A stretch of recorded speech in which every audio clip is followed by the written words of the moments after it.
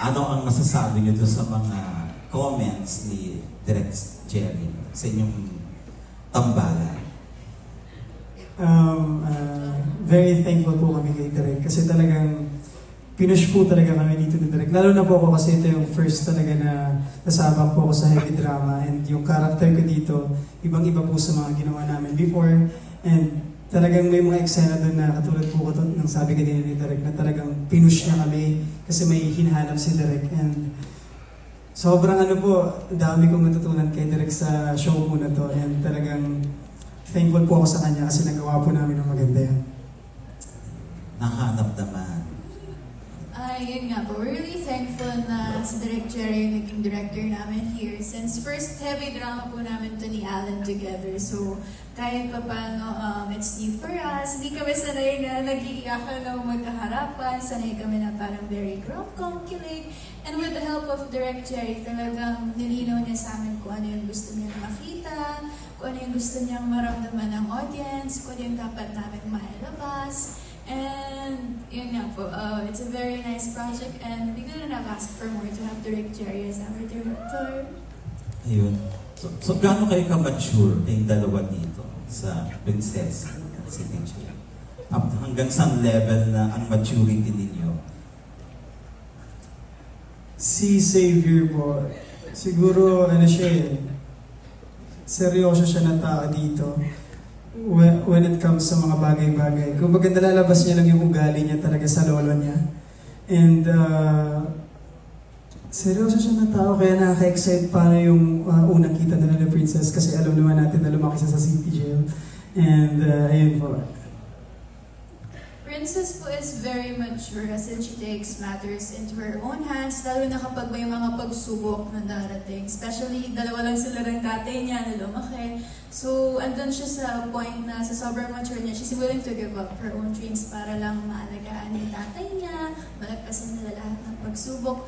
Talagang very mature yung mindset niya na pati yung mga tao sa City Jail, kaya niyang mapasunod, nakakagawa siya ng mga program. Ganun yung level of maturity niya. Saka, ilan bang kontrabida mo dito, Sofia? Parang, tinignan. tatlo ba sila? Ano po? Ilan ba sila? 1, 2, 3. Tatlo po. Si Miss Denise, si Lord, and minsan po si Miss Ina. Magkakaibang edad pa. Different generations. Ayun. So, kumusta naman ang dynamics mo sa kanila pagdating sa mga eksenang inaapi ka, sinasabunod? May sabunod ba dito?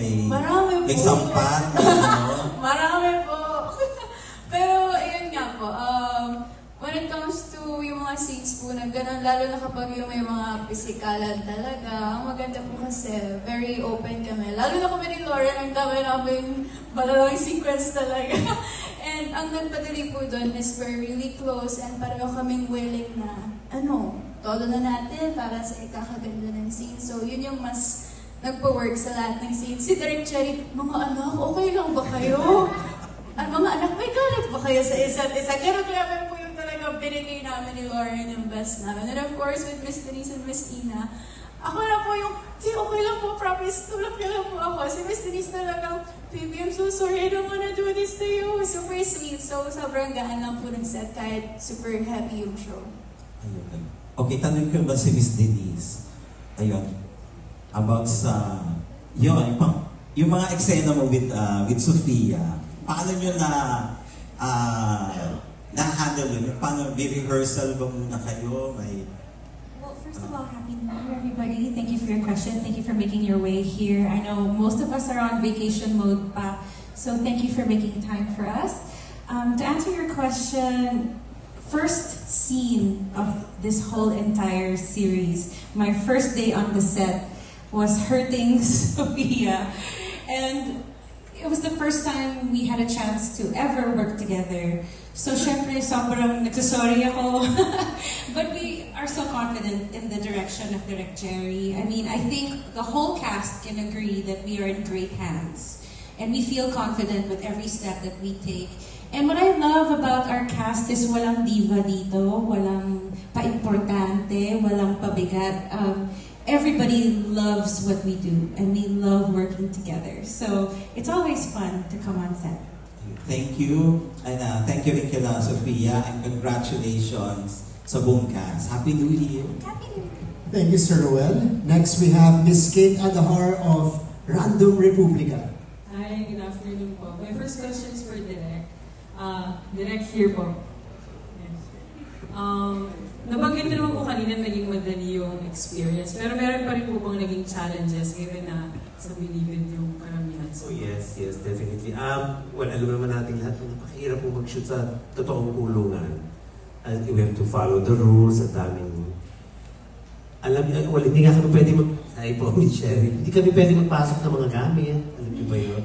Kinukumpis ka ang aming mga cellphone, ang aming... Sorry po, mainitin ako. Napindot ko lang malakas. Sorry. Tapos, ito realidad talaga to, every week nag-iiba yung policies ng kulungan sa amin. This week, ganito pwede. Next week, dito lang kayo pwede. Pero we understand naman kasi may nag-a-adjust din sila because of, siguro, for valid reasons. Napakainit. Yun na yung reklamo namin lahat. Ang init-init. Sabi ko, ayan, naranasan nyo talaga yung buhay kulungan. Magtusa kayo dyan. Nakakatulong din yun para maintindihan nila yung role na lalo na po si Miss Beauty and si Miss Denise na mga Miss Ayen. Sila yung mga sadlak sa kulungan. Maraming challenges. Pero na-overcome lahat yun nung saya namin. Kasi maniwala kayo din, napakainit, nagpuputikit ng lalagkit kami, bumabagyo pa po yun, nakabota kami. Pero pagkatawa lang kami ng tawa, naglagay niya kami sa putikan para kami mga bata. Yun po. Thank you. Thank you po. And alam po natin na kung gaano kalakas yung afternoon prime ng GMA. Ano po yung tingin niyo kakapitan dito sa story na yung bago? It's very relatable po. Hindi lang yung characters yung dalawang bida. Actually, I'd like to take this opportunity to thank the creative team. Buong-buo po kasi lahat ng characters dito. Lahat po sila. You will find yourself in one of these characters. Ay, ako si ganyan. Siyempre ako si Sophia pag ako yung joke. Ayun, ako si... Ay, parang ako si Divine. Pagkamalitan niya ako yan. Ayun po, very relatable at very now. Very interesting din na ma-remind tayo ng buhay sa loob. Maalala natin yung ang sarap ng malaya, ng maging malaya. Yun po. Thank you. Thank you, Direk. Thank you. Thank you, Miss Kate. Next, we have Miss Rose Garcia of PEP. Miss Rose. Hello, good afternoon. Una kong tanong for Beauty. Happy New Year. Happy New Year. Beauty, obviously, hindi ka nawawalan talaga ng mga project dito sa GMA. Parang bawal magpahinga sa'yo, no? So, dito sa Prinsesa ng City Jail, ano naman ang bagong makikita nila kay Beauty? Kasi parang, pansin ko, yung bawat characters na ginagawa mo sa kada teleserye, may iba-iba talaga eh. So, this time, ano naman? For you to say yes. Well, thank you for the questions, Ms. Rose. Una-una sa lahat, I want to thank GMA for continuously supporting me since nung lumipat ako noong 2021 hanggang ngayon. Patuloy-tuloy yung binibigay na projects nila sa akin. At iba-iba talaga yung projects na binibigay. I said yes to this because why not? Ang ganda ng storya. Tama yung sinabi ni Direk Jerry. Each character here will shine. It's not only because of Princess or because of Charlene or because of Divina, but lahat kami dito may purpose sa story. And I want to be part of that. Because, syempre, as an artist, gusto ko rin I want to learn from my co-actors. I want to learn something new. And it's not always about me. It's about the story. And the story itself is very timely. Ayoko na masyadong idiin pa. Pero, yeah. So, why not? And I'm happy to work, Miss Rose. Sa totoo lang, I love working. It's the only time I get to see my co-actors. I get to talk about art. I get to talk about our work. Sadly, as an artista, wala kaming space na magkikita-kita ulit. So, let's say na matapos na tong show na to, I don't know kung magkikita-kita kami ulit. Kaya happy ako mag-work ulit kasi makikita ko sila ulit by chance and we can talk about art and life. So, yeah, I hope I answered your question. Oh, yeah. How's Allen and Sophia, na mga, of course, mga bagets na artista natin ngayon? How do you see them? I always love to be with the young ones kasi nakakabata. But at the same time, I mean, I'm happy to work with them. I'm happy to get to know them more. Kaso lang nung last taping namin, very konti lang yung eksena pa namin eh. So, I was more with Lauren. So this na pagbukas ng taping namin ulit, I can't wait to get to know them better and hang out with them more.